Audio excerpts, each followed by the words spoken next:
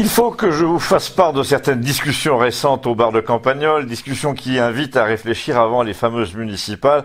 Donc plutôt que de vous faire un exposé, je vous livre le récit de la façon dont la discussion au bar s'est développée l'autre jour, on peut même dire propagée comme un incendie.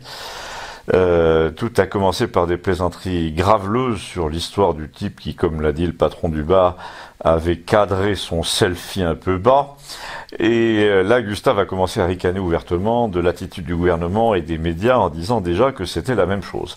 Quoi, a demandé l'abonné au Monde, c'est quoi la même chose? Le gouvernement et les médias, c'est la même chose, a dit Gustave. Quand tu vois par exemple un journaliste qui commence ses questions par « alors selon vous, il faudrait que », c'est pas qu'il a envie de savoir ce que tu en penses, il veut que tu lui dises que tu en penses la même chose que lui, ou que le président de la République. Alors dans ce cas, t'es réinvité, et dans le cas contraire, si t'as pas envie de lécher avec les loups, eh bien, il te dicte carrément la réponse irrecevable que tu dois répéter pour te faire bien honnir par les autres membres du plateau. Genre, alors comme ça vous dites que, en cas de fermeture des frontières contre le coronavirus, il faudrait aussi soumettre les gens à un contrôle de fébrilité partout dans les lieux publics, comme en Chine, au risque de se tromper si le patient a pris de l'aspirine 1 heure avant, etc. Alors là, nous a dit Gustave, généralement, l'homme politique à qui on fait ce coup-là répond mais j'ai jamais dit une chose pareille. Et la seule chose que le journaliste, lui, trouve à répondre à son tour, c'est « Ah bon, je croyais ». Ça veut dire qu'au point de malhonnêteté où en est la presse, ou la télé et la télévision en ce moment, nous a-t-il dit, on essaie de t'intimider à chaque étape de la discussion pour t'obliger soit à rentrer dans le rang, soit à te rendre ridicule en proférant des trucs qu'on te dicte carrément. Alors, t'as un exemple précis, a dit l'abonné au Monde. Je viens de te le donner, a répondu Gustave. Non, je veux dire précis, un journaliste, une chaîne, une heure précise pour qu'on puisse vérifier. Alors ça, a dit Gustave à la cantonade, mais la cantonade c'était surtout moi, c'est l'autre procédé de ces mecs-là. Tout le cirque que je viens de vous décrire à la télé, tout le monde a pu l'observer. Mais pour te contredire, la seule méthode qu'ils ont trouvée, ces mecs-là, c'est « je veux l'heure, je veux le lieu, la date, etc. » Et quelles sont vos sources? À les entendre, il aurait fallu faire un constat d'huissier sur le moment. Mais tiens, c'est toujours Gustave qui parle, on va prendre le cas de l'affaire du ministre qui se filme le zizi, si tu veux bien. Simplement pour souligner que là encore, on te suggère systématiquement ce qu'il faut en penser.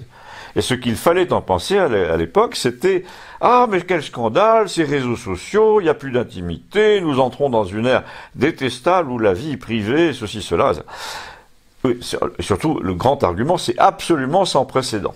Madame Michu. Et là, l'abonné au Monde a eu l'imprudence de dire, mais parfaitement, ils ont parfaitement raison, ce qui a mis en rogne notre ami Gustave, qui a adopté son ton de café-théâtre pour dire, bon, déjà, dans un premier temps, il faudrait que tu lises davantage, mon petit gars, parce que tu t'apercevrais que des histoires de balais bleus et de balais roses, il y en a toujours eu en France, en Angleterre, les balais roses ou bleus, je ne sais plus, de Le Troquer, le scandale du pasteur Doucet et de son assassinat, en Angleterre, le scandale Profumo.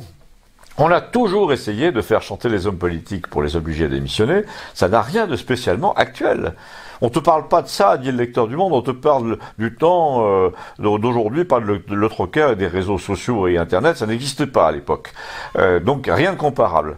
Et là, rien qu'à la tête qu'a fait Gustave en réponse, j'ai vu qu'il avait un argument massu, parce que dans ces cas-là, il est un peu comme un chat qui remue du derrière parce qu'il a vu bouger quelque chose dans l'herbe, et qu'il va bondir. Mais qu'est-ce que tu trouves odieux, au juste Eh ben, que les gens balancent des images sur les réseaux sociaux, c'est scandaleux, personne n'est à l'abri. Bah si, moi, je suis à l'abri, Gustave. Moi, je suis très à l'abri. Toi, t'es toujours plus malin que les autres. Bon, attends. Les amis des chaînes du câble, depuis un mois, tes amis du chaîne du câble, nous bassinent sur le thème « Personne n'est à l'abri », mais moi, je te dis que si, je suis à l'abri, parce que je ne filme jamais rien, mon téléphone ne filme pas, je n'envoie rien à personne, ni texte, ni image douteuse, et nous sommes des millions dans ce cas, donc l'idée que personne n'est à l'abri est une idée que les médias ont d'ailleurs largement répandue, est une idée fausse. La plupart des gens sont au contraire parfaitement à l'abri. On peut, alors l'autre a répondu, on peut te filmer avec un téléphone à ton insu et balancer ça sur les réseaux. Le type n'aime pas avoir tort. Bon, d'accord, a dit Gustave, qui faisait semblant de s'incliner, je veux bien que tu aies raison, c'est honteux, il n'y a plus de vie privée, c'est une nouvelle époque qui commence, détestable, c'est sans précédent dans l'histoire, mais il y a juste un truc, c'est que tu te trompes de cible.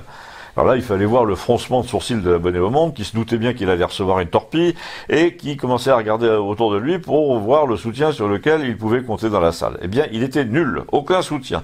On aurait dit le président de la République en train de mentir en direct pendant un grand débat, si vous voyez ce que je veux dire, et il avait l'air vraiment embarrassé. Oui, parce que, a dit Gustave, je vois pas pourquoi tu veux supprimer les réseaux sociaux et la liberté de bavarder à 10 heures du soir. Ce qui est en cause, en l'occurrence, ce sont plutôt les téléphones portables, où la photo est toujours réussie, sans aucun effort, et où tu peux l'envoyer en un clic. Ça, c'est un outil diabolique. Et c'est ça qui fait qu'on a changé l'époque. Mais ça, évidemment, il n'est pas question de taxer les téléphones qui prennent des photos, ou de les interdire. Donc, quand un ministre vient t'expliquer en bouillant d'indignation sur le ton « prenez garde », etc., en tremblant du doigt et en chevrotant « c'est la fin de tout, ce n'est plus de la démocratie, on ne peut plus être tranquille », etc., il veut en fait dire qu'on ne peut plus faire ses magouilles tranquilles. Parce que tout le monde est devenu un peu détective avec son téléphone.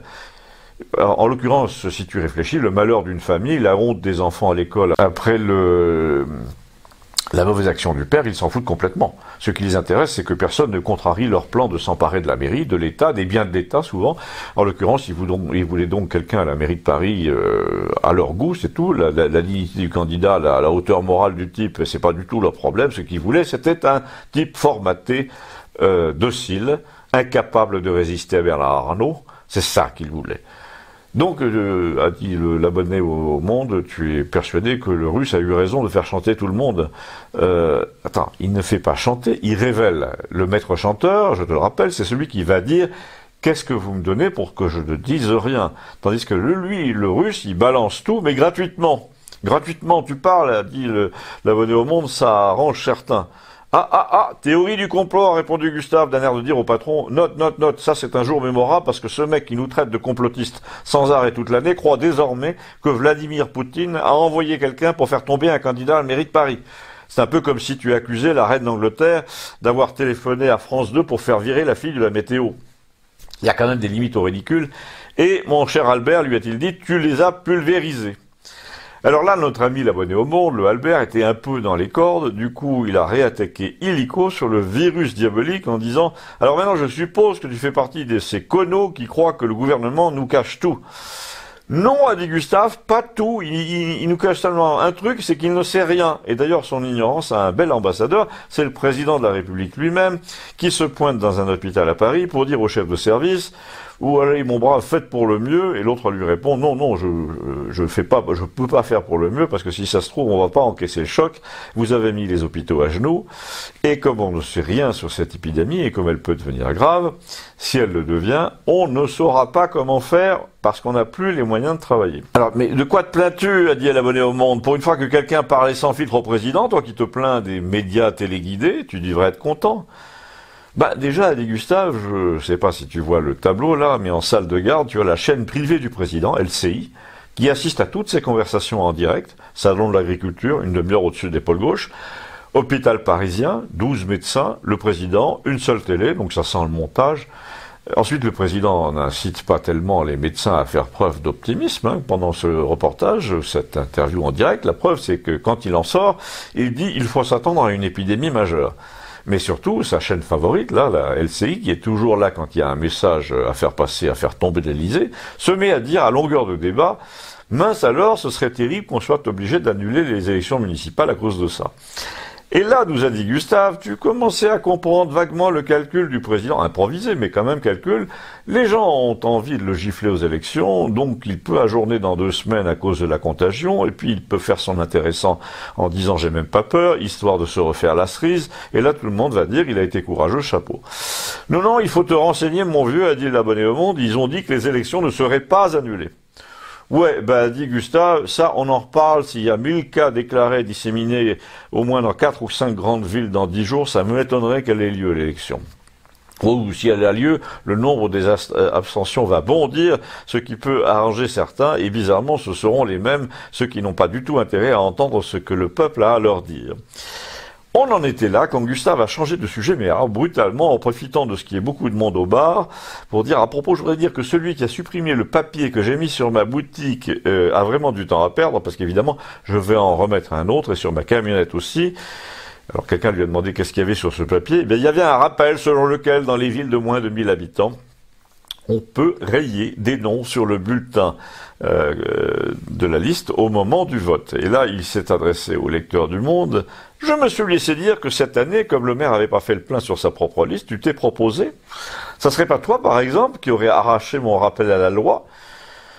Et l'autre a répondu, non, non, la loi, c'est qu'on l'affiche sur les panneaux électoraux, pas ailleurs. Mais de toute façon, c'est pas moi. Et là, Gustave s'est adressé à moi cette fois pour me dire, dis donc, dans ta chronique, là, tu peux pas dire à tes habitués qu'ils fassent très attention, par exemple, si un donneur de leçons essaie d'entrer au conseil municipal, tu sais, le genre de type qui dit il me semble que vous êtes mal garé, vous ne devriez pas laisser traîner ce tuyau, vous devriez remplir une citerne à la fontaine autre part et un autre jour, parce qu'il y a des arrêtés préfectoraux, vos fenêtres PVC sont pas aux normes, etc. Bref, si ce genre de mec veut devenir élu, il faut se faire un devoir de rayer son nom de la liste au moment du vote dans les élections municipales des communes de moins de 1000 habitants, et tu sais pourquoi? Et parce que c'est menacer la paix civile que de laisser monter ce genre de contremaître dans les conseils municipaux, parce qu'ensuite on va lui crever ses pneus, les enfants vont l'insulter dans la rue, il va porter plainte et on en aura pour des années d'engueulade, alors que moi je dis, nous a dit Gustave, il vaut mieux qu'il ne soit pas élu, comme ça on s'épargne tout le reste dès le début. Donc dis bien à tes abonnés, me recommande-t-il, d'apporter un stylo dans l'isoloir et de rayer le nom des chieurs de village avant qu'il ne soit trop tard. Et là, il se tourne vers l'abonné au Monde et il lui dit « Mais non, je parle pas de toi, qu'est-ce qui te fait croire ça ?» De toute façon, ai-je dit aux deux pour les calmer, si l'élection est annulée pour cause de virus, on aura le temps d'y penser, mais tu as raison, je vais en parler. Et bien voilà, je l'ai fait. À bientôt, merci.